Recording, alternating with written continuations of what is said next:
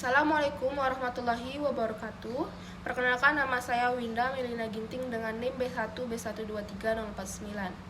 Pada video kali ini saya akan menjelaskan kembali mengenai materi keuangan desa. Jadi keuangan desa ini merupakan aspek penting dalam pengelolaan sumber daya dan pembangunan di tingkat lokal. Dasar hukum dari keuangan desa ini ada pada Undang-Undang Nomor 6 Tahun 2014 tentang desa. Jadi dulu sebelum lahirnya Undang-Undang Nomor 6 Tahun 2014 ini, desa sering dipandang sebagai entitas yang kurang inovatif dan kreatif dalam mengelola dan menjalankan aktivitasnya. Banyak orang beranggapan bahwa desa hanya sebagai tempat tinggal tanpa adanya inisiatif untuk berkembang dan beradaptasi dengan perubahan zaman. Jadi dulu kewenangan desa merupakan kewenangan daerah yang diserahkan kepada desa. Ini artinya kewenangan desa yang diserahkan kepada desa, artinya pengelolaan dan pengembangan desa sepenuhnya diserahkan kepada pemerintah daerah, kabupaten atau kota. Lalu yang kedua yaitu pembangunan di desa bersifat sentralistik. Jadi pembangunan desa diambil oleh pemerintah pusat atau pemerintah daerah. Desa tidak memiliki banyak kebebasan untuk berinovasi, menentukan sendiri program pembangunan yang sesuai dengan kebutuhan dan potensi lokalnya. Yang ketiga yaitu pemerintah desa menjalankan tugas yang bersifat administratif. Jadi ini maksudnya dulu pemerintah desa lebih bersifat pasif, hanya menjalankan tugas yang sudah ditentukan saja, yaitu mengurus administrasi dan atau pengurusan saja. Dan yang terakhir yaitu penyeragaman bentuk dan corak pembangunan di seluruh desa. Jadi dulu sebelum sebuah desa diharuskan untuk mengikuti pola pembangunan yang sama, baik dari jenis pembangunan, skalanya, dan waktu pelaksanaannya. Ini seperti membuat desa dengan cetakan yang sama tanpa mempertimbangkan kondisi dan potensi wilayah masing-masing desa. Namun sekarang desa dituntut untuk inovatif dan kreatif, memanfaatkan kebijakan dan potensi. Yang pertama, desa didorong mengembangkan berbagai aktivitas dan potensi berbasis kearifan lokal yang produktif dan bernilai ekonomis. Jadi saat ini desa didorong untuk menjadi lebih mandiri dan sejahtera dengan memanfaatkan potensi lokal. Dengan begitu desa tidak hanya menjadi tempat tinggal saja, tetapi juga menjadi pusat kegiatan ekonomis dan budaya yang dinamis.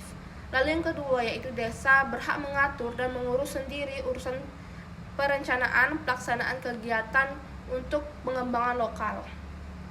Jadi pada saat ini desa diberi kebebasan mengatur rumah tangganya sendiri, sehingga pembangunan ini lebih sesuai dengan kebutuhan dan aspirasi masyarakat.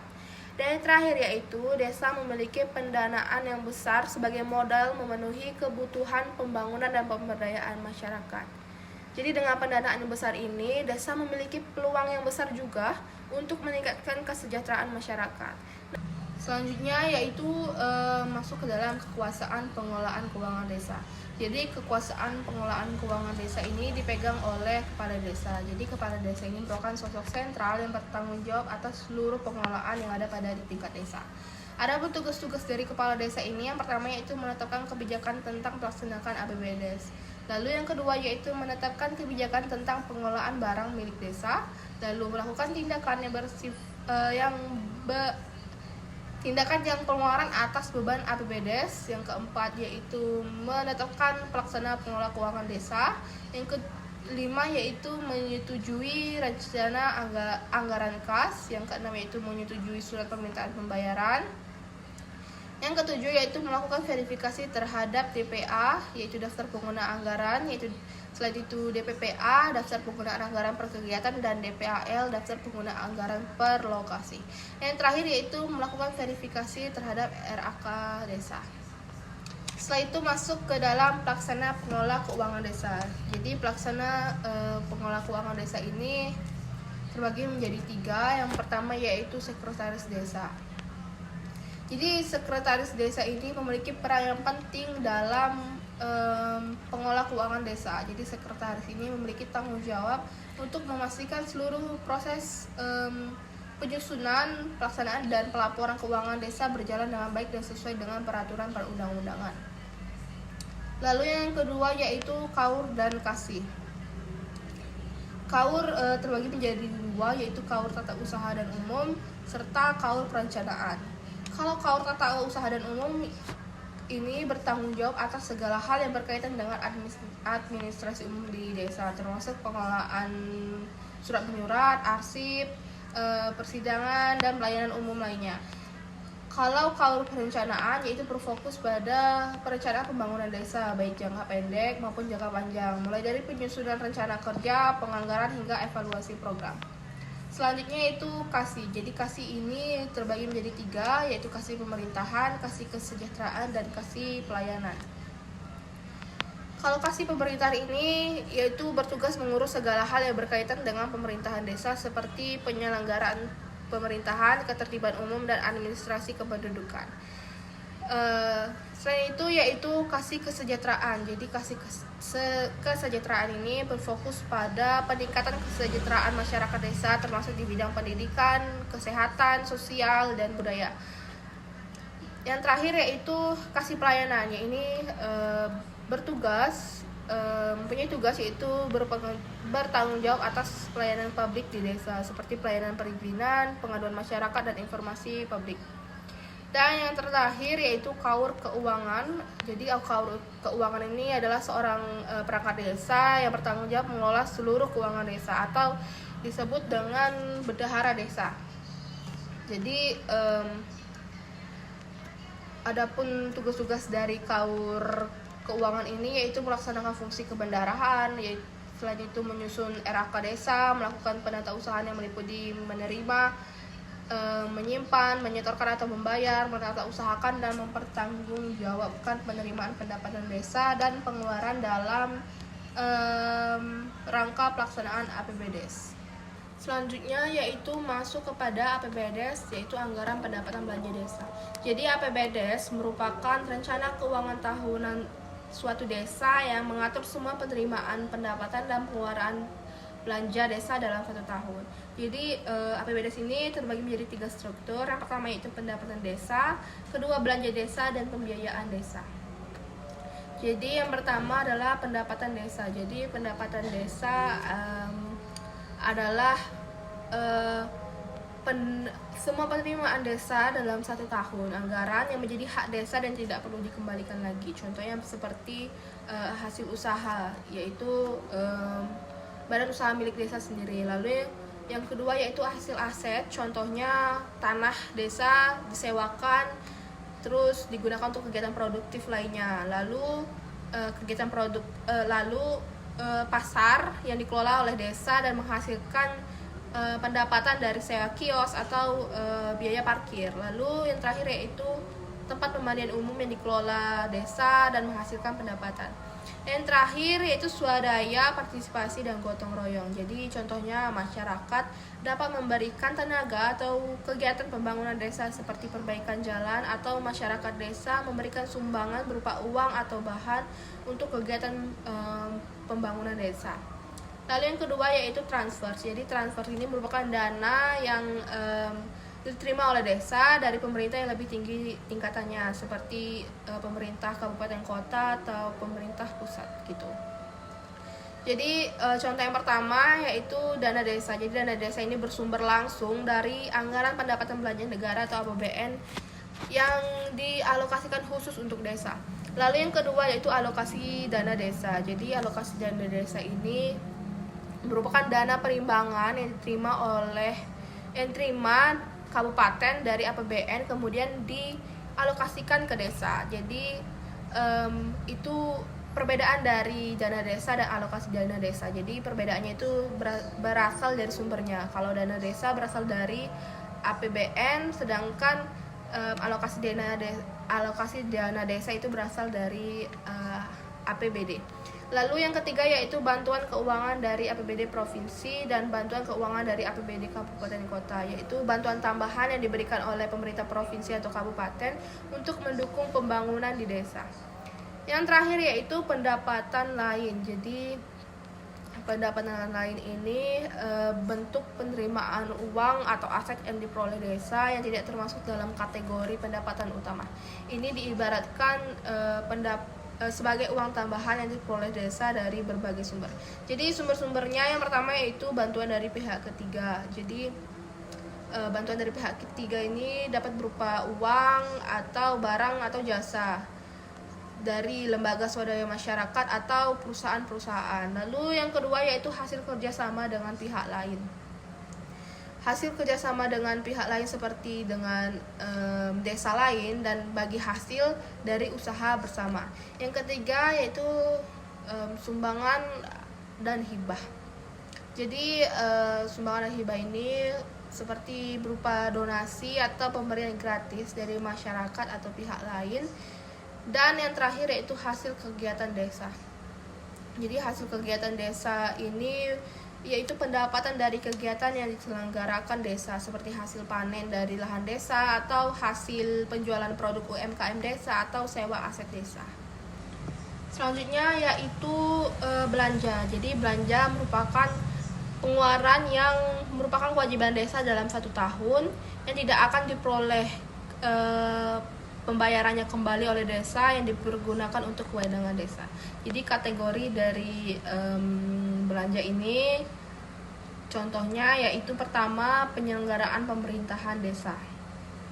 Jadi ini berfokus pada segala aktivitas yang berhubungan dengan pengelolaan pemerintahan di tingkat desa. Contohnya itu kayak pemberian gaji, perangkat desa, operasional kader desa, biaya rapat atau kegiatan rutin pemerintahan lainnya. Lalu yang kedua yaitu pelaksanaan pembangunan desa. Jadi ini berfokus pada kegiatan fisik yang bertujuan untuk meningkatkan kualitas hidup masyarakat desa. Contohnya seperti pembangunan infrastruktur seperti jalan, jembatan, gedung atau fasilitas umum lainnya. Lalu yang ketiga yaitu pembinaan kemasyarakatan desa. Jadi ini berupa seperti kegiatan yang bertujuan untuk meningkatkan kualitas kehidupan sosial masyarakat desa. Contohnya seperti program pemberdayaan perempuan atau kegiatan keagamaan dan lain-lain. Lalu yang terakhir yaitu penanggulangan bencana, keadaan darurat dan mendesak desa. Jadi yang terakhir ini kegiatan dilakukan untuk mengatasi bencana alam seperti serta keadaan darurat lainnya. Jadi contohnya seperti mengevakuasi korban bencana, pemberian bantuan logistik, perbaikan infrastruktur yang rusak, serta kegiatan lainnya yang bersifat mendesak. Lalu jenis-jenis belanja ini terbagi menjadi 4 jenis. Yang pertama yaitu belanja pegawai. Lalu jadi belanja pegawai ini pengeluaran yang digunakan untuk membayar gaji pegawai, tunjangan dan biaya lain yang berkaitan dengan pegawai pemerintahan. Yang kedua yaitu belanja barang atau jasa.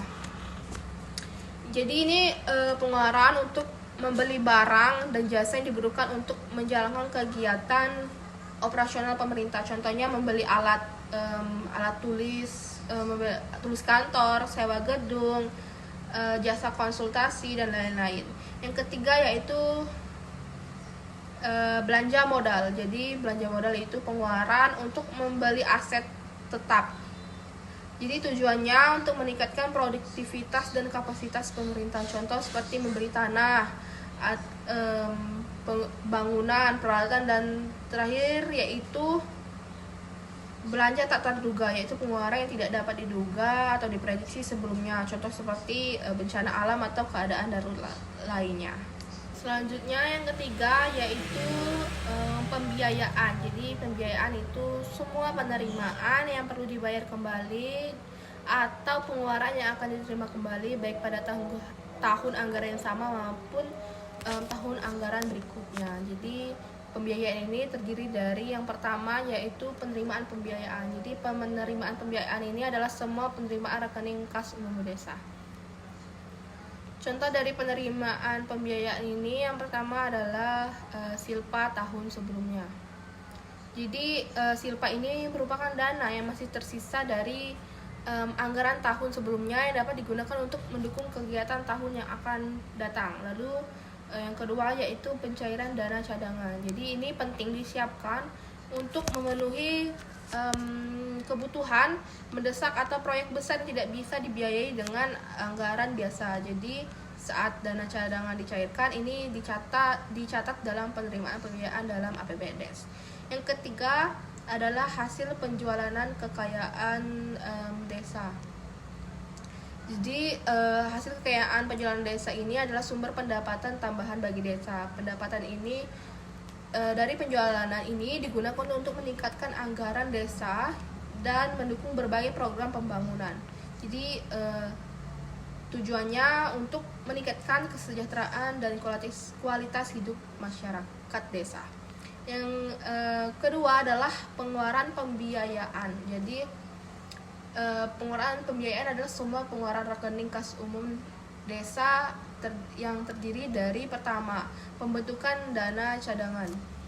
Jadi membentuk dana cadangan ini berguna untuk menghadapi resiko atau kebutuhan di masa depan yang tidak terduga seperti bencana alam, fluktuasi ekonomi, atau proyek-proyek mendesak. Lalu yang kedua yaitu pembayaran pokok utang. Jadi pembayaran pokok utang ini merupakan pembayaran kembali utang yang telah diperoleh pemerintah sebelumnya ini. Jadi ini merupakan kewajiban yang harus dipenuhi pemerintah untuk menjaga kredibilitas dan kesehatan keuangan. Dan yang terakhir yaitu pengeluaran investasi non permanen lainnya. Jadi ini merupakan contohnya investasi pada instrumen keuangan, pembelian saham, atau penyertaan modal pada proyek-proyek kerjasama. Selanjutnya masuk kepada pengelolaan keuangan desa. Jadi dalam pengelolaan keuangan desa ini terbagi menjadi 5 tahap. Yang pertama yaitu perencanaan. Jadi perencanaan dalam APBDes ini adalah proses menyusun rencana keuangan desa secara sistematis untuk jangka waktu 1 tahun. Jadi tahapan penyusunan APBDes ini dimulai dari musrembang, yaitu proses awal penyusunan APBD dimulai dengan musyawarah rembuk bangsa desa yang melibatkan berbagai stakeholder seperti tokoh masyarakat, tokoh agama, atau lembaga-lembaga sosial. Lanjut, sekretaris desa menyusun rancangan APBDes berdasarkan rencana kerja pemerintah desa. Setelah itu, sekretaris desa menyampaikan rancangan peraturan desa tentang APBDes kepada kepala desa. Rancangan tersebut kemudian disampaikan oleh kepala desa kepada Badan Permusyawaratan Desa atau BPD. Kepala desa menyampaikan kepada BPD ini untuk dibahas dan disepakati bersama dalam musyawarah desa. Setelah disepakati, rancangan tersebut disampaikan kepada bupati melalui camat untuk evaluasi final sebelum penetapan APBDes ini. Dan yang terakhir yaitu penetapan APBDes. Selanjutnya yaitu masuk ke dalam pelaksanaan. Jadi pelaksanaan ini merupakan pengelolaan keuangan desa meliputi penerimaan dan pengeluaran melalui rekening kas yang ditunjuk oleh bupati. Jadi setelah APBDes ditetapkan ini, kepala desa menugaskan KAUR dan KASI untuk menyusun dokumen penyelenggaraan anggaran. Jadi DPA ini mencakup pertama rencana kegiatan dan anggaran desa, lalu yang kedua yaitu rencana kerja kegiatan desa, dan yang ketiga yaitu rencana anggaran biaya. Setelah DPA disetujui, pelaksanaan kegiatan dimulai. Setelah selesai, laporan akhir realisasi kegiatan dan anggaran harus disampaikan kepada kepala desa. Lalu selanjutnya yaitu masuk ke dalam penata usahaan. Jadi penata usahaan ini dilakukan oleh KAUR Keuangan sebagai pelaksana fungsi kebendaharaan dengan mencatat setiap penerimaan dan pengeluaran dalam buku kas umumnya ditutup setiap 1 bulan. Jadi buku pembantu kas umum ini terdiri dari 3, yaitu buku pembantu bank, buku pembantu pajak, dan buku pembantu panjar. Jadi buku pembantu bank ini merupakan buku yang berisi semua transaksi yang berhubungan dengan rekening bank perusahaan. Jadi kalau buku pembantu pajak yaitu buku yang berisi catatan semua transaksi yang berhubungan dengan pajak. Kalau buku pembantu pajak yaitu buku yang berisi semua transaksi yang berhubungan dengan pemberian dan pengembalian uang panjar kepada karyawan atau pihak lain. Selanjutnya yang keempat yaitu pelaporan. Jadi pada pelaporan ini kepala desa menyampaikan laporan pelaksanaan APBDes semester pertama kepada Bupati melalui camat. Jadi pelaporan ini terdiri dari laporan pelaksanaan APBDes dan laporan realisasi kegiatan. Jadi setelah menerima laporan dari seluruh desa ini, Bupati akan mengonsolidasikan data tersebut dan menyampaikan kepada Menteri melalui Direktur Jenderal Bina Pemerintahan Desa. Jadi laporan konsolidasi ini memberikan gambaran umum mengenai pelaksanaan APBDes dan mengenai pelaksanaan APBDes desa di seluruh wilayah kabupaten. Lalu yang terakhir adalah pertanggungjawaban. Jadi pada pertanggungjawaban ini kepala desa menyampaikan laporan pertanggungjawaban realisasi APBDes kepada Bupati melalui camat setiap akhir tahun. Jadi laporan pertanggungjawab ini telah ditetapkan oleh peraturan desa di mana di dalamnya berisi laporan keuangan terdiri atas laporan realisasi APBDes dan catatan atas laporan keuangan dan laporan realisasi kegiatan serta yang terakhir itu daftar program sektoral, program daerah dan program lainnya yang masuk ke desa. Jadi ini berguna untuk memastikan bahwa dana desa yang dikelola oleh pemerintah desa ini digunakan secara efektif, efisien dan sesuai dengan peruntukannya. Selanjutnya masuk kepada masalah. Jadi masalah yang sering terjadi dalam pengelolaan keuangan desa ini yaitu salah satunya korupsi. Jadi sejak tahun 2015 hingga 2022 terdapat 601 kasus korupsi yang merugikan